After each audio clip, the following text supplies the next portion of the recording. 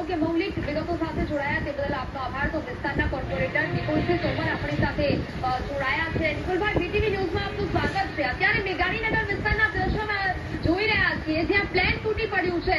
અત્યારે હાલ વિસ્તારની સ્થિતિ શું છે?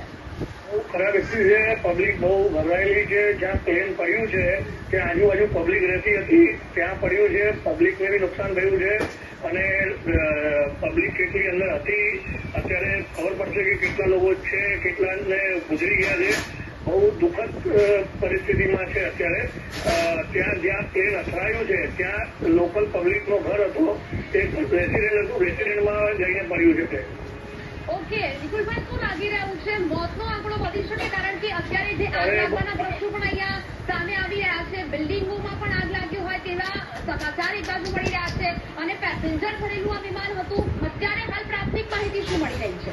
અત્યારે સુધી મારી વાત કરી હતી, હું બી ઓન ધ વે છું. એમ્બ્યુલન્સ પહોંચી નથી. એમ્બ્યુલન્સો અને ફાયર બ્રિગેડની ગાડીઓ પહોંચી રહ્યા છે.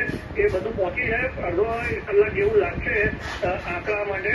અત્યારે પરિસ્થિતિ બહુ ખરાબ છે. પબ્લિક બહુ બહાર છે. ત્યાં સ્થાનિક લોકો બહુ રહે છે. સ્થાનિક જગ્યા છે એટલે